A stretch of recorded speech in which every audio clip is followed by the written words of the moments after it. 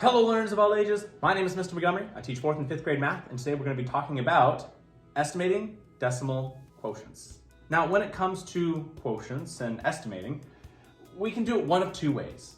We can do it the place value way or the compatible numbers way. The place value way, I wrote over here, we're looking for the first non-zero value and we're basically doing the first step of division while keeping the numbers exactly as they are. So for example, I have 23 and 64 hundredths divided by 4. Well, can 4 go into 2? No. Can 4 go into 23? It sure can. It can go into it 5 times without going over. So 4 times 5 is 20.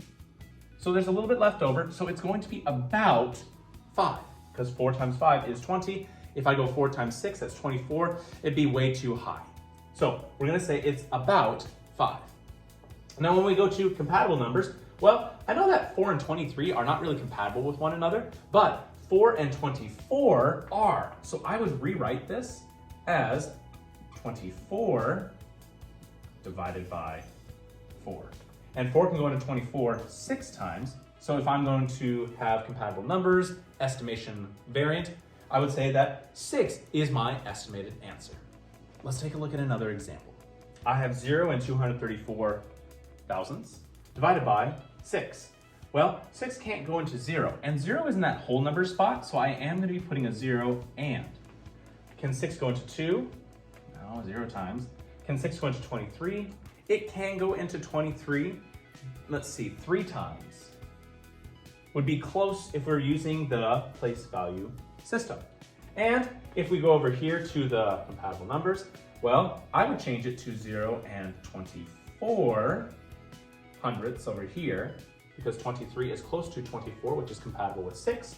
6 can go into 24, well, it's 6, 12, that'd be 4 times. But what do I do with the numbers before? 6 can go into 0 0 times, and 6 goes into 2 0 times.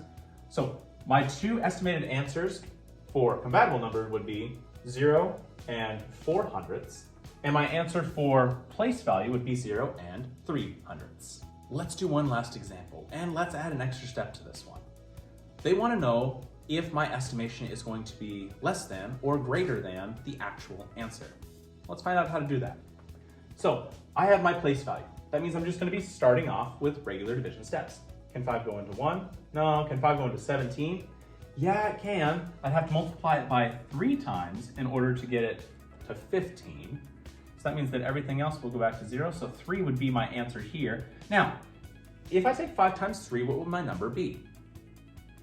15, right? And do you think that 3 would be the actual answer? Or do we still have some extra numbers that we would have after it? Yeah, we would have some extra numbers after it because we would go, well, that's 15, and we'd have 2 left and bring down 3, and okay, so 5 would go into 23 4 times. So the number is going to be actually bigger than 3, so my estimated number is less than the actual answer. Now going over here, if I'm using compatible numbers, well, I would change this to 15, 0 0 0, and going to 5, and 3, but again, would my estimated answer be less than or greater than the actual answer? I rounded down for this one. I went from 17 to 15. I went down by 2 whole numbers, which means that my estimated answer is going to be less than the actual answer.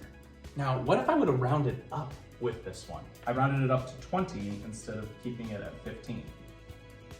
Well, 5 can go to 24 times, and we know that it's going to be 3 and something. So it's going to be smaller than 4. So in this case, I would have my estimation be greater than my actual answer because I rounded up. All right, my 5th grade friends, if we take a look at page 219, you'll see that we'll be doing practice problems number 2, 3, and 7. For 2 and 3, the directions say estimate the quotient, use place value. That's basically doing the first couple of steps of division. And for number 7, the directions say estimate the quotient, use compatible numbers. That's where you change the number a little bit to make the two numbers easily divisible from each other. If you have any questions on how to estimate decimal quotients, please let me know when you come to class tomorrow.